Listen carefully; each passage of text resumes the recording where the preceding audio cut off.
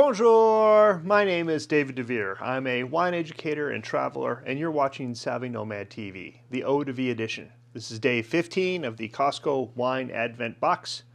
Let's see what the box has got for us today.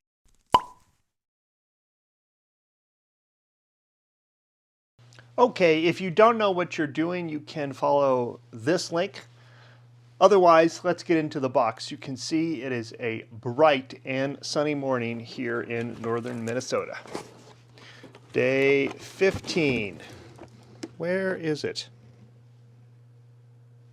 Hello? Oh, down here, at the bottom. Jingle bells.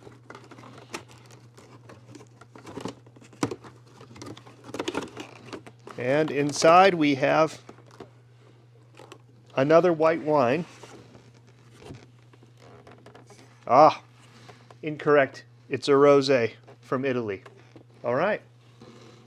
All right, let's talk about our Italian rosé. The bottle says Rosato, that's Italian for rosé.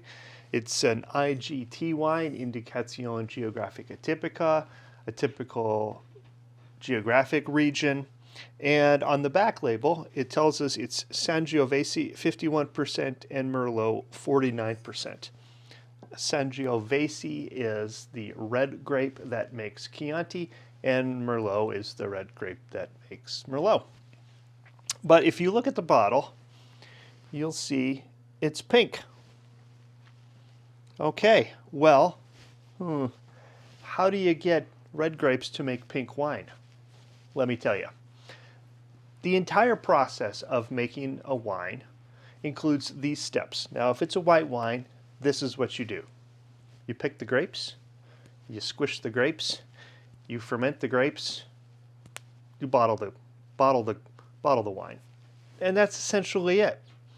Those are the simple steps. Now, if you have a red wine, you insert one step in there. You pick the grapes, you squish the grapes, you ferment the grapes, you soak the grapes in their own skins and the alcohol that the fermentation has produced, and then you bottle it. Those are the essential steps. Red wine needs to have that extraction of the skins to produce the color. All grape juice is white.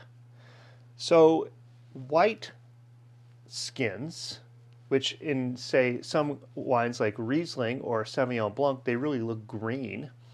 They don't extract a lot of color. They make a yellowish or light yellow or even greenish wine.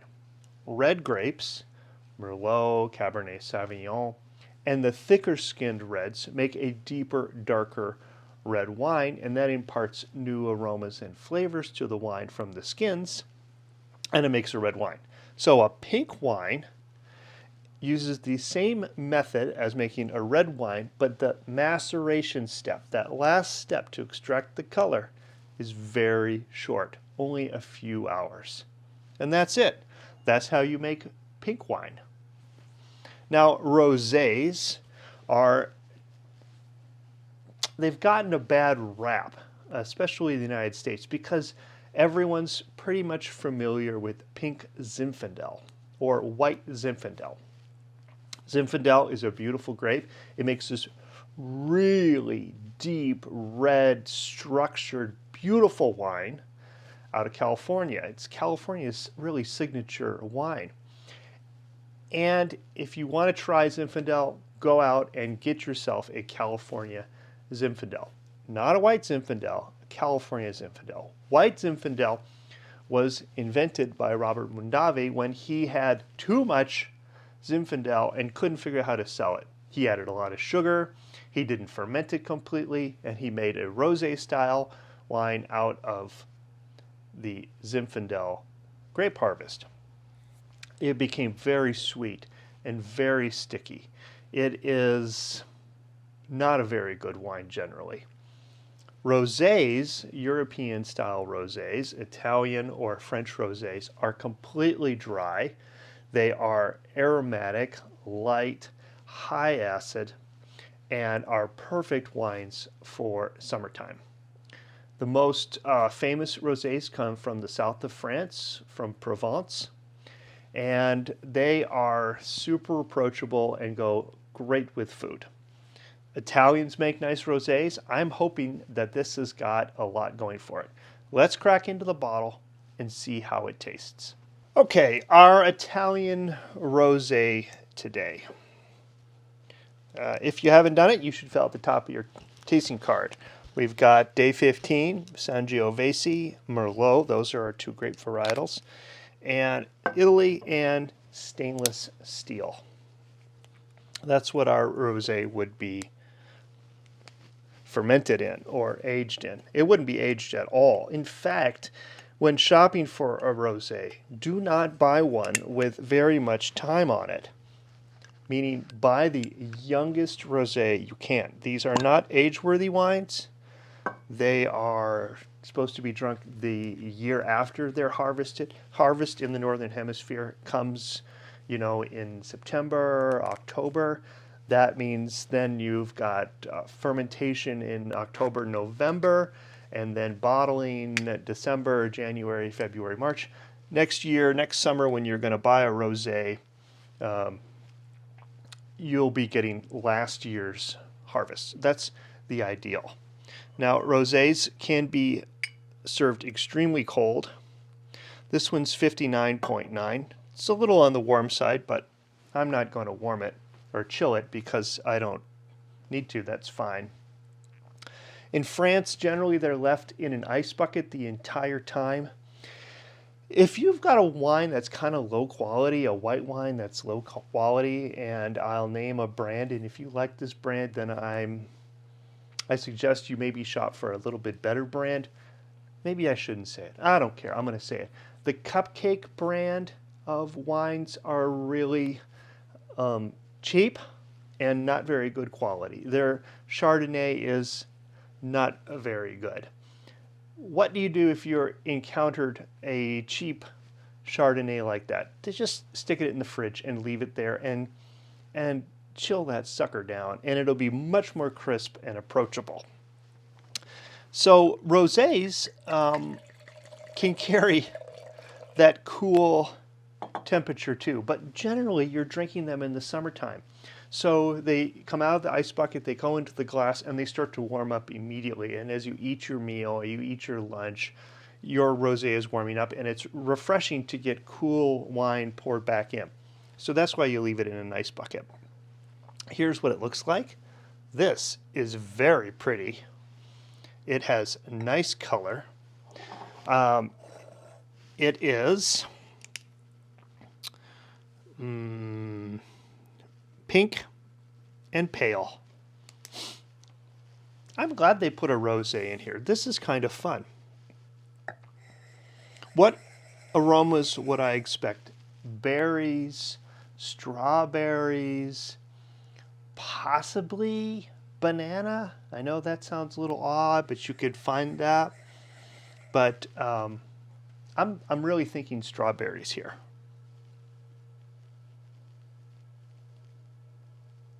Boy, it's really slight. It's not very aromatic at all. There's a slight tinge of bitterness.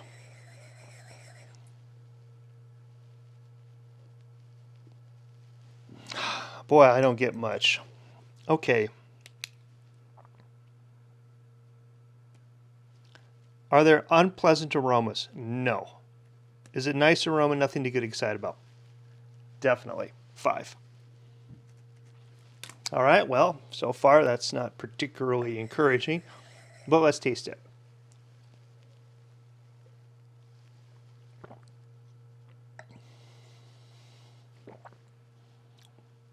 Is it dry or sweet? It's dry, which is nice. And you know what? Maybe I should have chilled this. It is a little bit warm. I am used to having a cooler rosé, so that might have helped it out. What's its body? It's light. What's the acidity? Crisp or fresh or tart? Those are all our ranges for rosés. This one, I'm going to say the line between crisp and fresh, and the acidity is a 7. It's dancing on the end of my tongue. That feels nice. Yeah, that's good. Okay, balance. I still don't get any aroma out of there. Okay, anyway, balance doesn't talk about aroma. It talks about alcohol. Do I notice that? No, that's fine. The acidity is good. There are tannins technically in here, but they generally aren't considered because the extraction of the red grapes is so low that there's not very many tannins and sugars. If I would have a white Zinfandel here, I would be talking about sugar, but this is a dry European style rosé. I'm not talking about sugar here. So the balance is good. And yeah, I'll give it a 7 for nicely balanced. Now complexity.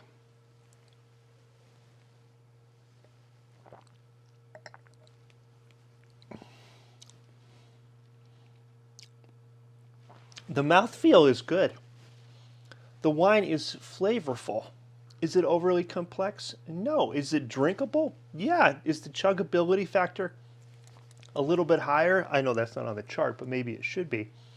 Yes, this is actually quite approachable. But is it complex? I would say it is not. So I'm going to give it a 5. Some flavors. It's not disappointing. I'm not disappointed.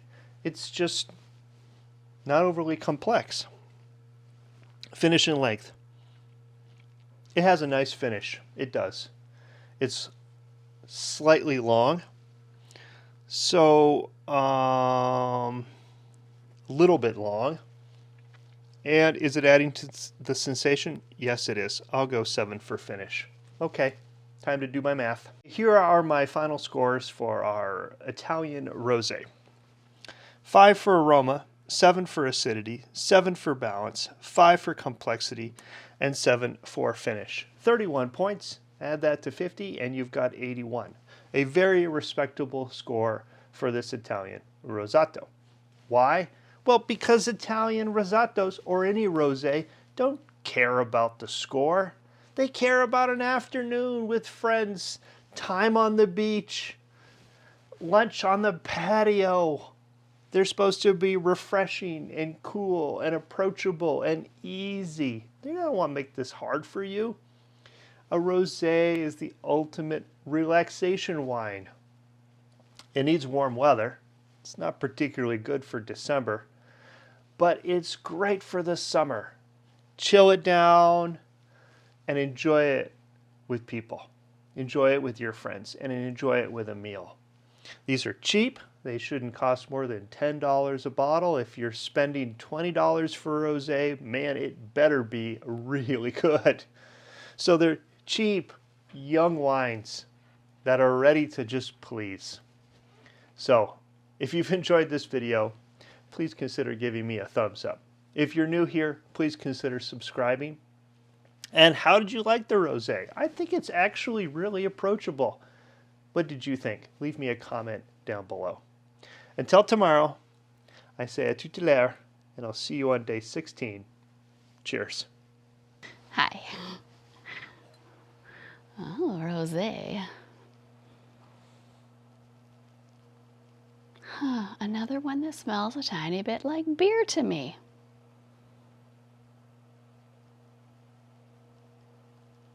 On second hint, a tiny bit, ironically, of rose.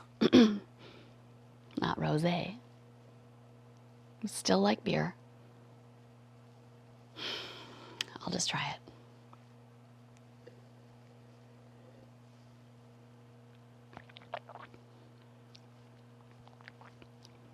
That's a surprisingly big mouthfeel for a rosé. Easy drinker, went down good. It must be time for picnic lunch.